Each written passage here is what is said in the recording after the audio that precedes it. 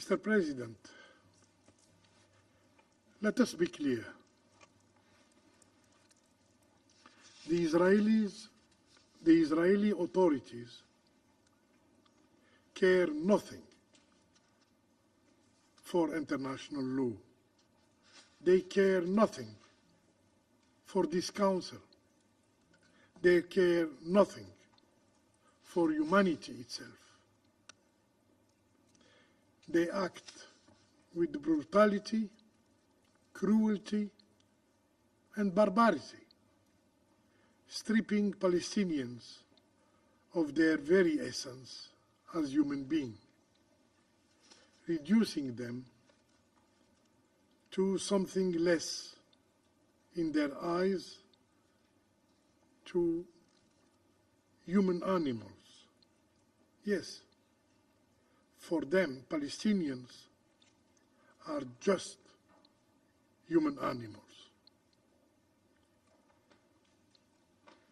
And so, they orchestrate the killing of Palestinians by every instrument. Starvation, thirst, weapons, and humiliation. Humiliation.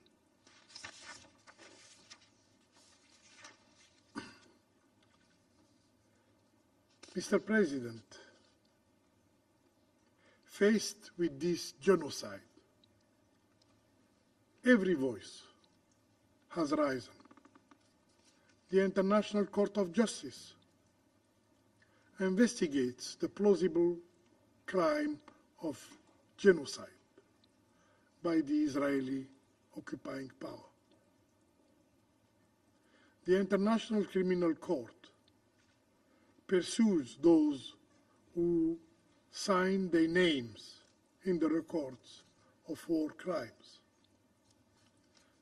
The General Assembly condemns repeatedly the occupation and demands its end. The United Nations Human Rights Council counts the wounds and denounces its violations.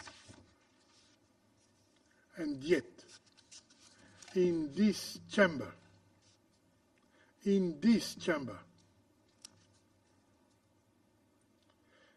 the one entrusted with peace and security by the United Nations Charter,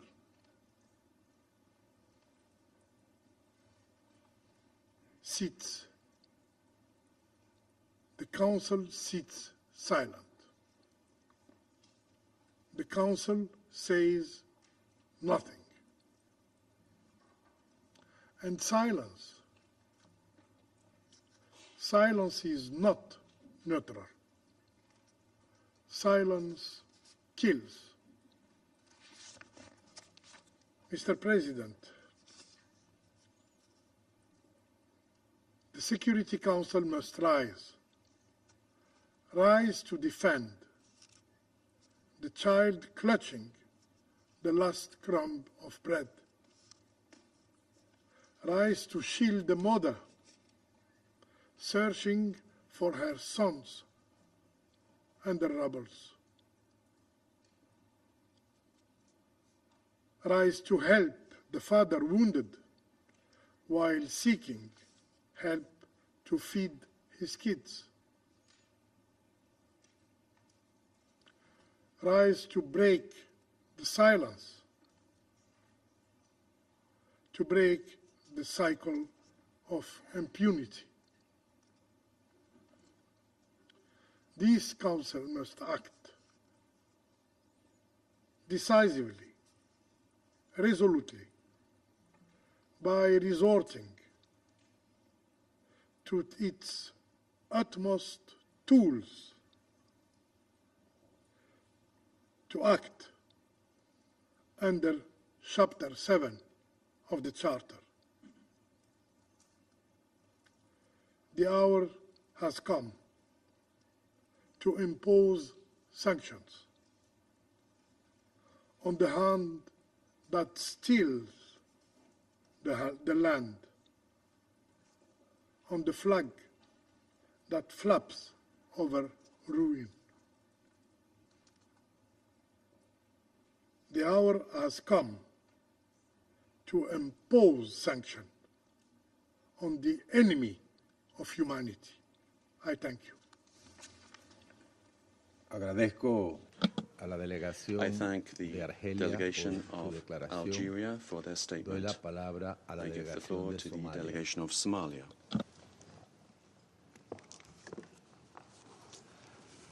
Mr. President, I thank you for the swift convening of this emergency meeting today. I also express gratitude to Assistant Secretary General Blanca and Mr. Ramish, Head and Representative of OCHA in Geneva, for their sobering briefing and tireless commitment. In the last 48 hours, Israel's announcement of its intention to impose military control over the entire Gaza Strip is not an abstraction. It's a chilling blueprint for the next chapter of its devastation to come. For the 2 million people still trapped in Gaza, this means the escalation of what has already become hell on earth, literally and figuratively, leading to the world's worst man-made famine. It's a death sentence for civilians where over 60,000 Palestinians have been killed since the escalation began, the majority of them women and children. More than 150,000 have been injured, and 90% of Gaza's population are now internally displaced, many living in makeshift shelters without clean water or food. The expanded military assault will make survival impossible for the civilian population. The International Court of Justice, in its recent advisory opinion, reaffirmed the legal obligation of Israel regarding the occupied Palestinian territory. The court was unequivocal. The occupation, the blockade, the denial of humanitarian access, and actions resulting in collective punishment violate international law. The continued targeting of essential services and the forcible displacement of the Palestinian people from their land in Gaza or the West Bank, including East Jerusalem, directly contradicts the principles this Council exists to uphold. We also stress the necessity of preserving the legal and historical status quo at the Islamic and Christian holy sites in Jerusalem, recognizing the essential role of the Hashemite custodianship in this regard. We are gravely concerned about the recent incidents at Al-Aqsa Mosque and reiterate that any provocation or violation undermines peace and stability and must be unequivocally condemned. Mr. President, we have heard enough talk of security as a pretext for collective punishment. True security cannot be built upon the ruins of justice. There can be no peace while occupation persists, and no real security unless the rights of Palestinians, including the right to self-determination, are recognized and protected. What is needed now is not another brief pause, but an immediate and a permanent ceasefire. Not another limited corridor, but full and unfettered humanitarian access so that food, water, medicine provided by agencies like UNRWA and OCHA can flow freely, not as a charity, but as a matter of right. Not another partial exchange, but the immediate and unconditional release of all hostages and detainees so that no one endures inhumane conditions under illegal captivity away from their families and loved ones. Not more negotiations to nowhere, but a genuine commitment to end the occupation and realize the two-state solution this Council and the world have long endorsed. We must not allow the language of military necessity to drown out the cries of the hungry and the displaced. The forced starvation of a population is not an accident of war. It's a crime under international law. The bombardment of neighborhoods and the expulsion of families are not regrettable side effects. They are violations that demand accountability. Mr. President, to conclude, this is not just a test for Israel and Palestine. It's a test for all humanity. Will we stand by, citing complexity and precedent? Or will we act with the urgency and moral clarity that this moment demands? In these darkest moments, it's worth remembering what brought the United Nations into existence in the first place.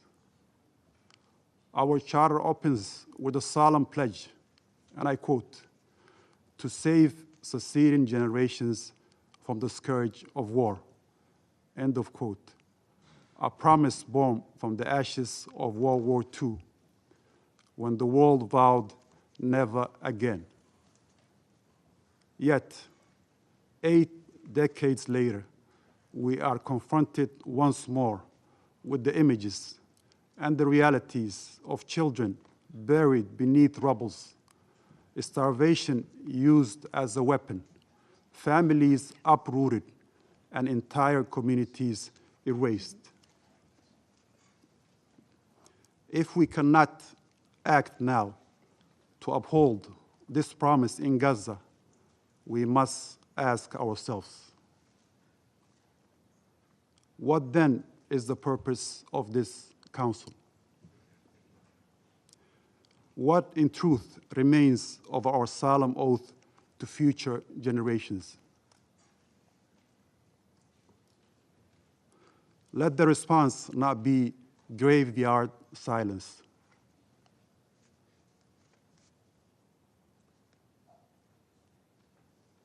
And silence in moments like these is not neutrality.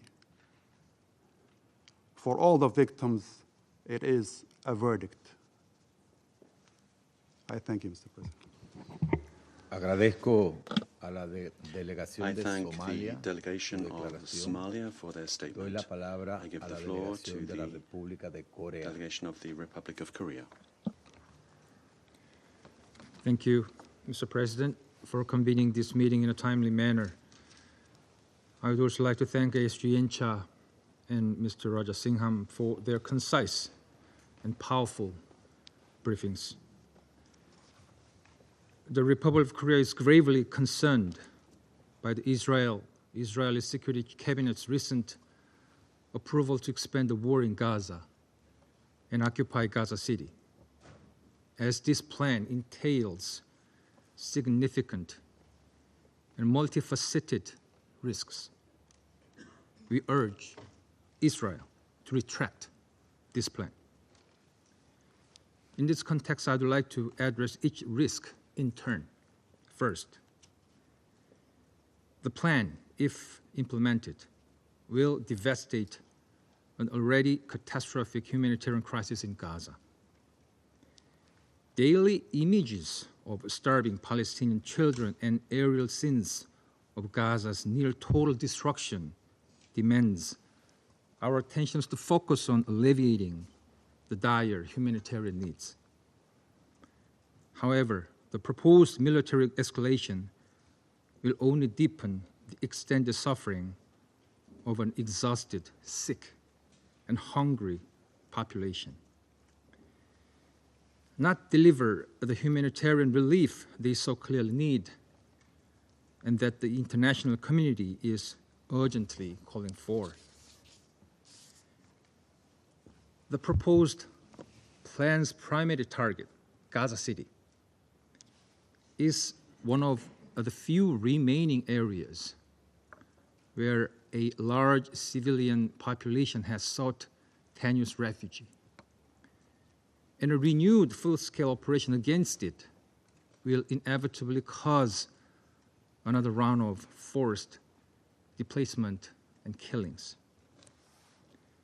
With much of Gaza already declared a buffer zone or under evacuation orders, and its borders largely sealed, displaced civilians lack shelter or safe zones, raising fears of mass expulsion or so-called voluntary migration, which is not in itself voluntary.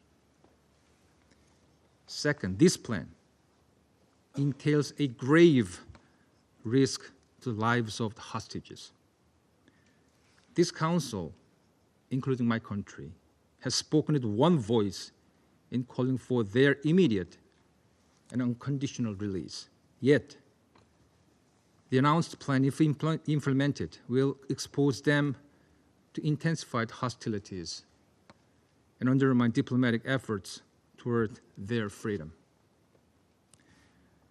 While Israel claims that it will push for the release of the hostages through decisive military victory, such an outcome could make it more difficult to bring the hostages home, a concern voiced by their families.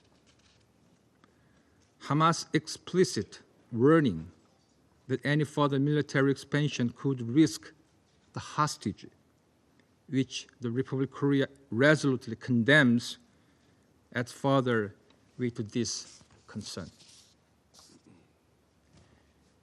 Meanwhile, we remind Hamas that the release of all hostages is imperative to prevent any further deterioration to the situation. Hamas' continued holding of hostages, despite the ongoing despair of innocent civilians in Gaza, is unjustifiable. Under any excuse, nothing but a contemptible act. Third, Israel should not undermine the prospect of a two-state solution and regional stability.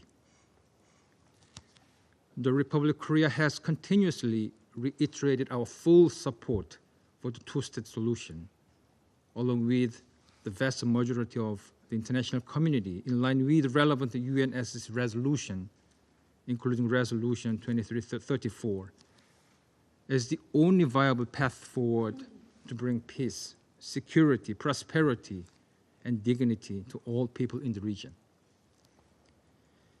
Yet Israel's plan encompasses so many elements incoherent to the resolution, which can result in seizing full control of Gaza while rejecting the Palestinian Authority. These actions are exactly the opposite of what the resolution aimed for: peaceful and sustainable coexistence of Israel and Palestinians.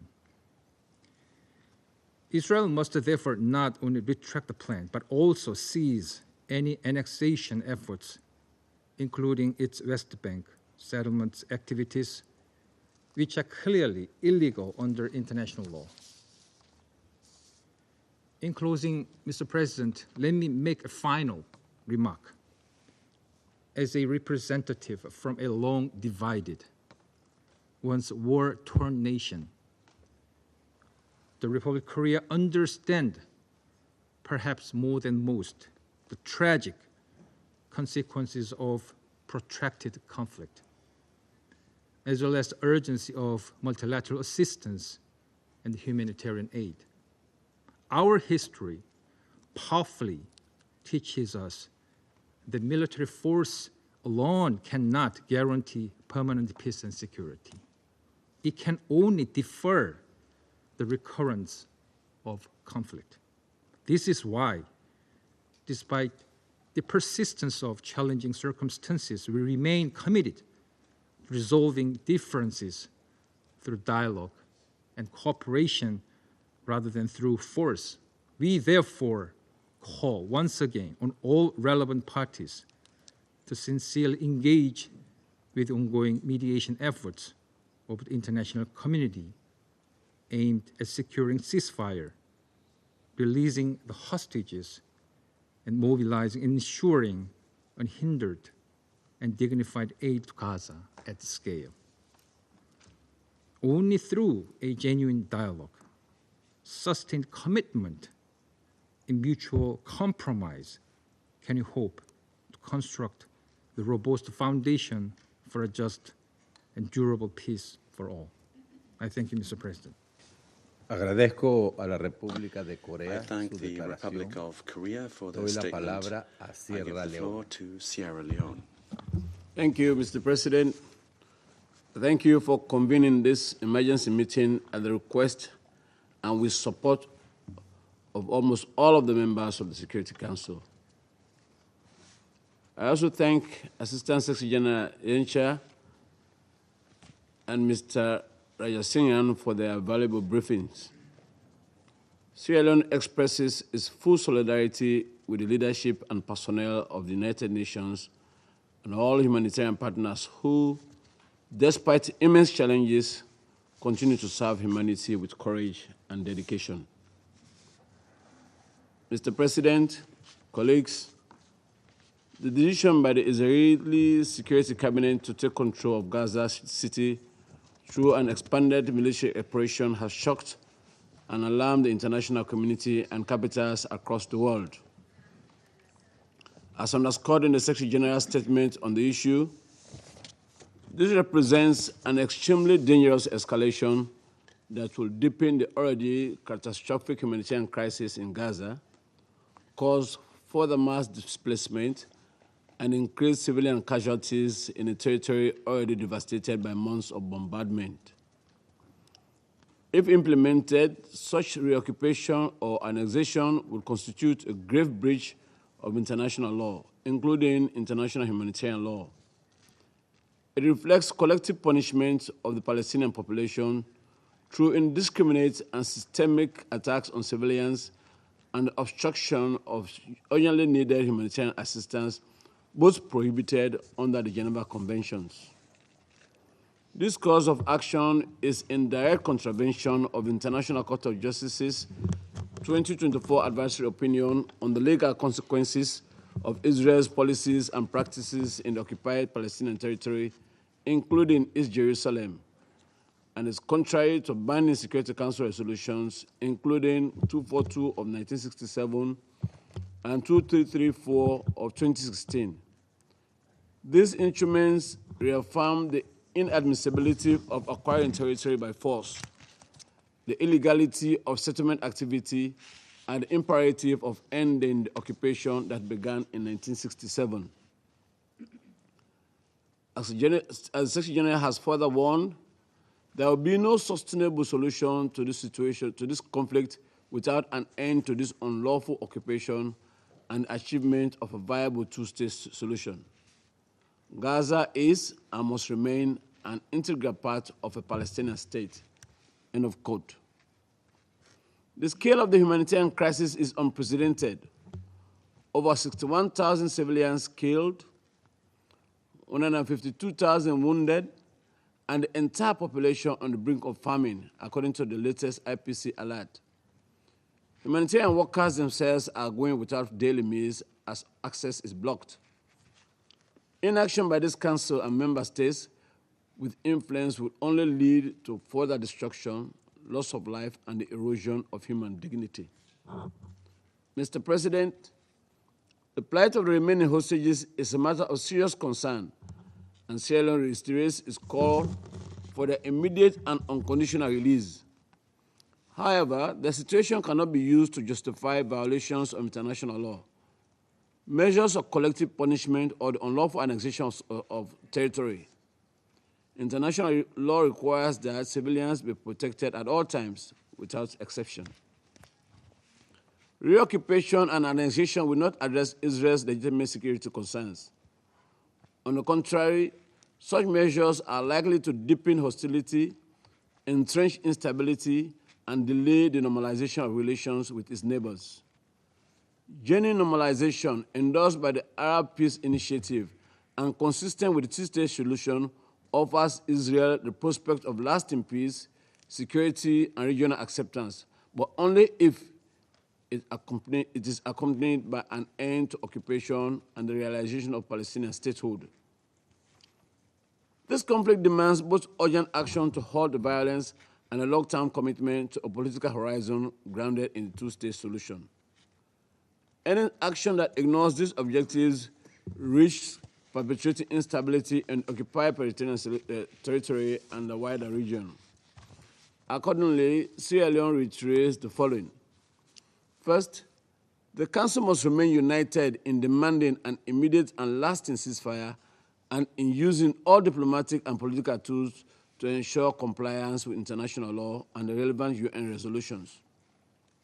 We also reiterate the need and legal obligation for the immediate and unconditional release of all hostages held by Hamas and other armed groups since 7 October 2023, all Palestinians as well as all Palestinians detainees.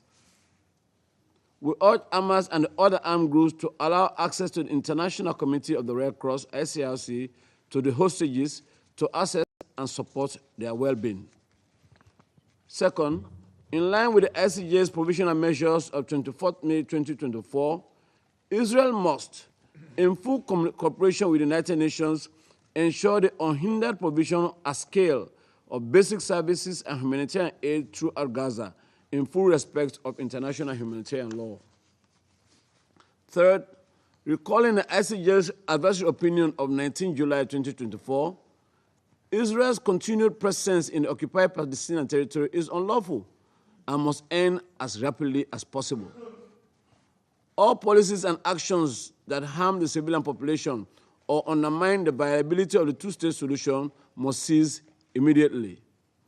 Fourth, accountability is essential. The Council must act to end the cycle of impunity that has allowed violations to persist for decades. All grave breaches of international law, including annexation, must be met with consequences. Mr. President, for decades, the United Nations has provided a clear framework for peace. Two states, Israel and Palestine, living side by side in peace and security within internationally recognized borders, with Jerusalem as their shared capital. These are not aspirational ideals. They are obligations arising from the resolutions of this Council and the principles of the UN Charter. The decision to reoccupy Gaza moves in the opposite direction, from law towards chaos, from diplomacy towards escalation.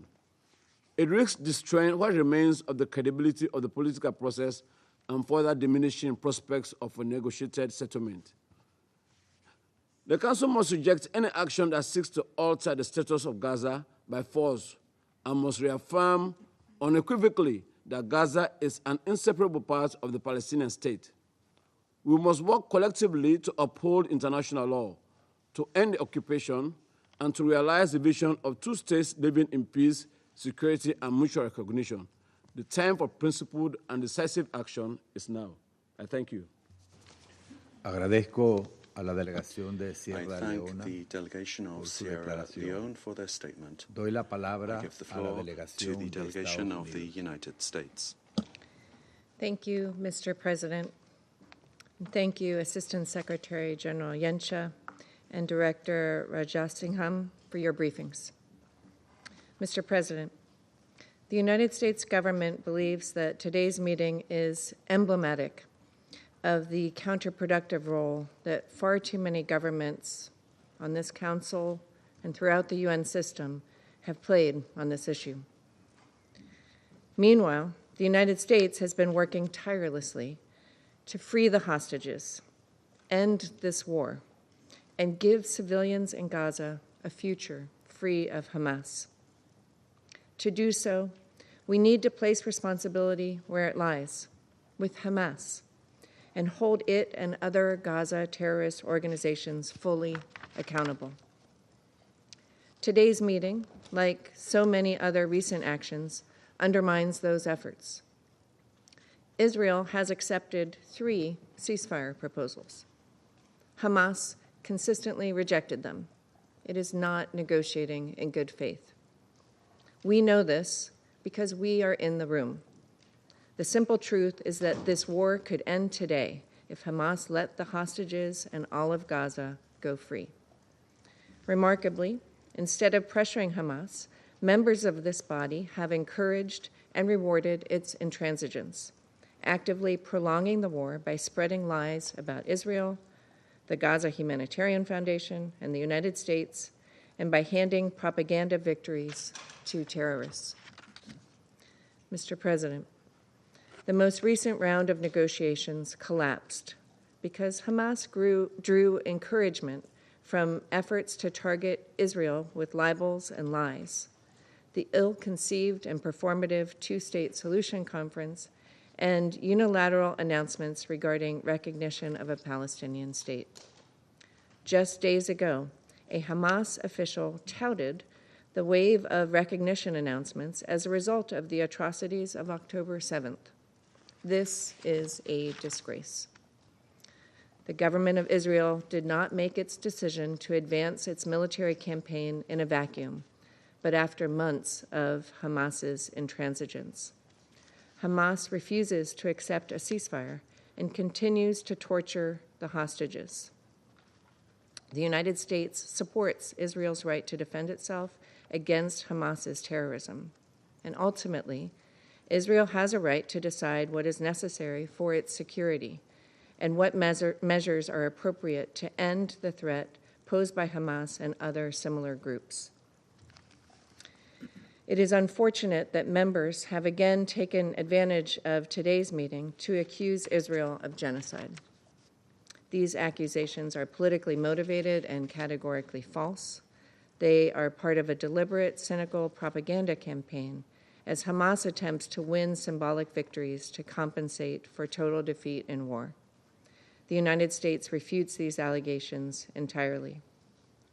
Israel has taken numerous measures to limit harm to civilians and to address humanitarian needs. The loss of civilian life in Gaza is tragic, but the responsibility for this rests with Hamas. Mr. President, the United States remains committed to 1, addressing humanitarian needs, 2, freeing the hostages, and 3, achieving peace. Too often, members of this council spotlight only the first without acknowledging that the 3 issues are interrelated.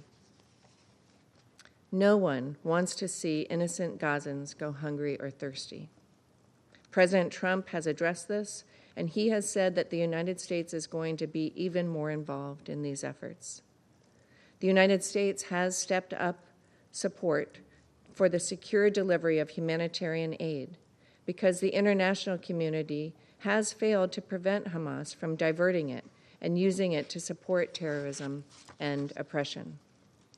The United States continues to work tirelessly to feed hungry civilians in a way that denies Hamas the opportunity to benefit.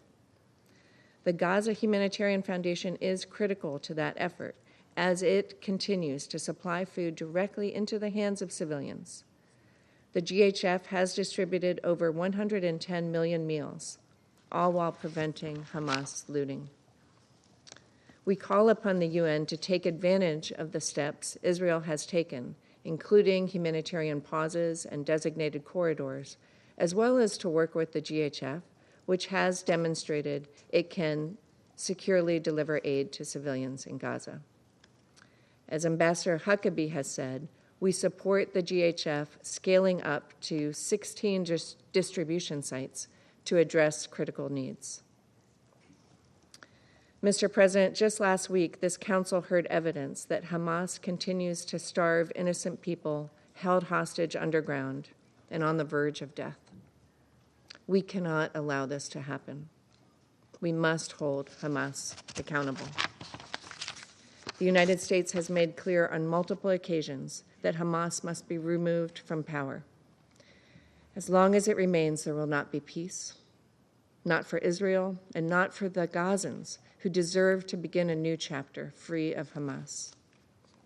the United States calls upon members of the Security Council and all countries to demand that Hamas immediately release all hostages, living and dead, and lay down its weapons and end this terrible conflict. I thank you. Agradezco a la delegación de I Estados thank Unidos the por su delegation of the declaración. United States for Doy la their palabra statement. a la I give the delegación floor de to the Guyana. delegation of Guyana. Mr. President, thank you for convening this meeting with the urgency that the situation demands. I also thank Assistant Secretary General Yencha and Mr. Rajasingham of OCHA for the information provided. Mr. President, after months of public expressions from various Israeli officials, we are confronted with the decision of the Israeli Security Cabinet to occupy Gaza City by 7th October 2025. The implementation of this decision will engender the forcible displacement of hundreds of thousands of Palestinians and would further undermine the two-state solution. We call on Israel to reverse this reprehensible decision. In both Gaza and the occupied West Bank, including East Jerusalem, we are witnessing in real time and on a daily basis decisions and actions that violate international law and threaten regional and international peace and security. It is striking, Mr. President, that Israel continues to announce to the world beforehand, including in this Council, decisions that would violate international law if implemented. We have witnessed this with UNRWA and more recently with OCHA. This decision to take full control of Gaza is the latest installment in Israel's contemptible actions against the Palestinian people. It comes on top of numerous infractions committed over the decades since the decision was made for the Israeli state to be established in the land of Palestine in 1947.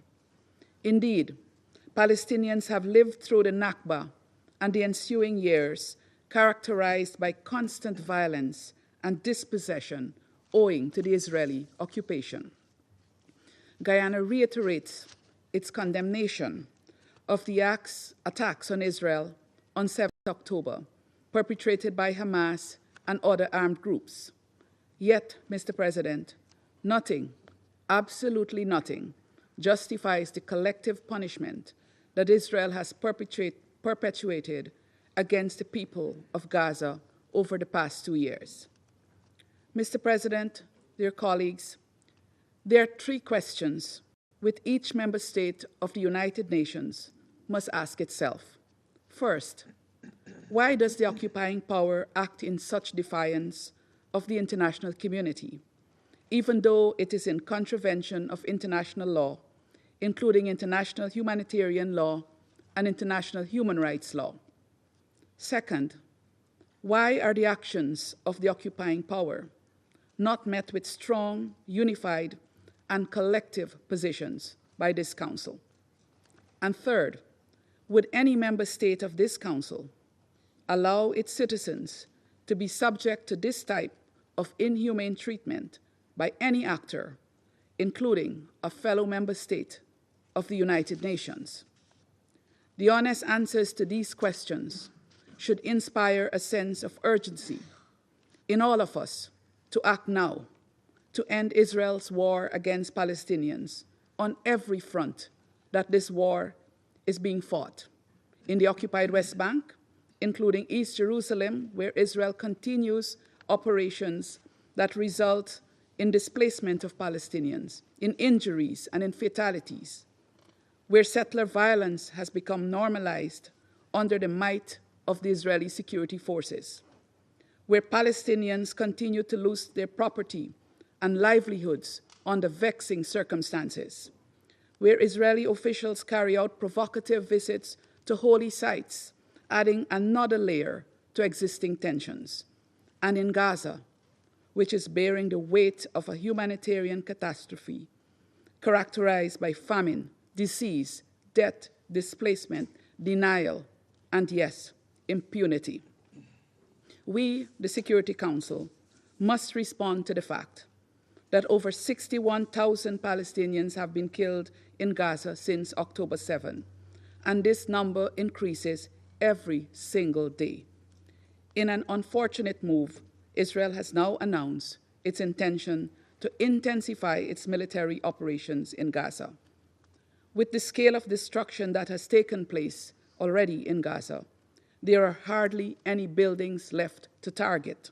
Therefore, let us be clear about the objective of intensifying military operations in the Strip and what it would mean for Palestinians who have, to this point, managed to defy the odds and remain alive, humiliated and persecuted as they are. We must also consider what intensified military operations would mean for United Nations personnel and humanitarians who continue to operate in Gaza. Their operations would be further curtailed, since the already precarious security situation would be exacerbated, and the risks to their personal safety and security would also increase. Let us also consider what intensified military operations could mean for the hostages still being held by Hamas and other Palestinian armed groups. Just this week, we discussed the atrocious situation to which these individuals have been subjected, and we all demanded their immediate and unconditional release. In that context, my delegation had stressed that the persons being held hostage should not be used as bargaining chips to extract concessions. Their continued captivity is a grave violation of international law, which must not continue to be prolonged. We therefore reiterate our call for the release of all individuals held captive by Hamas and other armed groups in Gaza. Mr. President, the Council must act in the face of all that is taking place in Gaza, and now in response to Israel's annexation plans. The International Court of Justice was clear in its pronouncements regarding the illegality of any annexation of Palestinian territory by Israel. We must intensify our efforts to ensure Israel completely evacuates the Palestinian territory and withdraws to the pre-1967 lines in accordance with the relevant UN resolutions and the advisory opinion of the ICJ. Guyana also urges that this Council act collectively to achieve an immediate, unconditional, and permanent ceasefire in Gaza, and to end the violence against the civilians in the occupied West Bank, including East Jerusalem. We must also take action to enable conditions for a drastic improvement in the humanitarian situation in Gaza. We have taken note that Israel's military plans involve providing humanitarian aid to civilians outside combat zones. Unfortunately, the operations of the Gaza Humanitarian Foundation have already provided us with enough information on what the provision of aid by the GHF looks like: inadequate, dangerous, and limited in reach. The Council must demand facility for the United Nations and its humanitarian partners to have full humanitarian access to all civilians in need in Gaza, so that there can be a flood of assistance into the area in a rapid, safe, and unhindered manner. Actions by other UN member states must also complement Security Council action. In this regard, Guyana is encouraged by the decisions announced by some member states in response to the decision of the Israeli Security Cabinet. Every member state has a responsibility to ensure that it is not contributing in any way to the perpetuation of the war in Gaza, and therefore to the attempts to annihilate the Palestinian people. Mr. President, when appeals to morality, to humanity, and even to legality fail to produce the required action, the Council must delve into its toolbox to save lives. We have long reached this point, and Guyana is prepared to act with fellow Council members to take the relevant decisions. I thank you. Agradezco a la delegación de Guyana. I thank the su delegation of declaración. Guyana for their Doy la statement. palabra a la I give the floor delegación to de the Pakistán. delegation of Pakistan. Thank you, Mr. President. once again, we meet here in this council as Gaza bleeds under systematic, premeditated, and deliberate violations of international law, including international humanitarian law, this Council's own resolutions, and binding orders of the ICJ. And all of this committed with impunity by Israel, the occupying power. President, I would like to thank Assistant Secretary General Miroslav Zhencha and Mr. Ramesh Rajasingham of OCHA for their sobering briefings. The complementary information shared by the two briefers presents a picture that is beyond belief. A tragedy unfolding before our eyes, in our clear sight, and unfortunately, in this time and age. And while not enough has been done to stop it, to stop Israel, the occupying power, ASG Zhencha has described the Israeli decision to expand military operations in Gaza as a dangerous escalation, and which, if implemented, will displace all civilians from Gaza City. Mr. Zhencha referred to, and I quote, another horrific chapter. And Mr. Rajasingham described it beyond horrific, impossible to describe in words, untenable, and rightly so. And his call to respond to our collective conscience, to uphold international law, are most pertinent. Mr. President, the Prime Minister of Pakistan has strongly condemned the Israeli cabinet's decision to take control of Gaza City, calling it a dangerous escalation in an already catastrophic war against the people of Palestine. And in a joint statement yesterday, the Ministerial Committee, mandated by the Joint Extraordinary Arab-Islamic Summit, along with other countries, including Pakistan, has expressed strong condemnation and categorical rejection of this announcement, denouncing it as an unacceptable escalation, a blatant violation of international law, and a brazen attempt to entrench illegal occupation by force. Mr. President, this latest Israeli move aims to erase Palestinian presence. And contrary to what some claim and expect, this action will extinguish prospects for peace and undermine all regional and international efforts to peacefully resolve this conflict. So let us be clear. It is the culmination of a campaign of ethnic cleansing. First, it violates international law and Security Council resolutions, including 242 and 338, as well as Council's Resolution 2735. Secondly, it threatens mass displacement of over 1 million Palestinians, a grave breach of the Fourth Geneva Convention.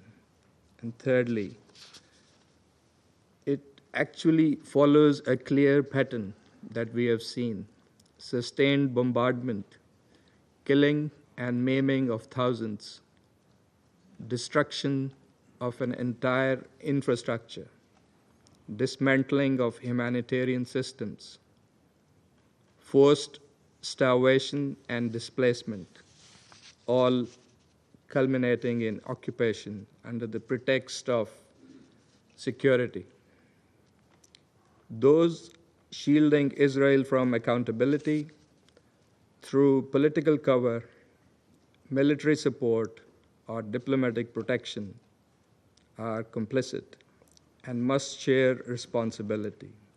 They must reconsider their policies, for history will judge them harshly.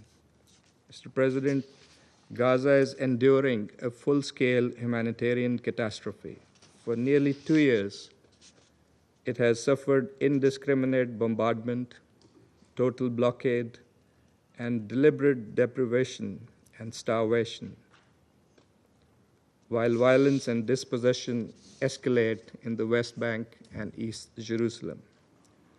The so-called humanitarian system is a cruel illusion. Famine is rampant, civilians are being shot trying to collect food. And as the distinguished representative of Slovenia rightly questioned, can there be a new law? Other colleagues have rightly expressed concern about the long term. But what will be there to salvage in the long term? Pakistan believes the action is needed now. Under the circumstances, this Council must urgently demand Israel, under Chapter 7 of the Charter, to refrain from its stated plan of occupying Gaza City. The Council should also call for an immediate, unconditional, and permanent ceasefire, release of hostages, and exchange of Palestinian prisoners, a complete halt to displacement and aggression, unhindered large-scale humanitarian access, and protection of the legal and historical status quo at Jerusalem's holy sites.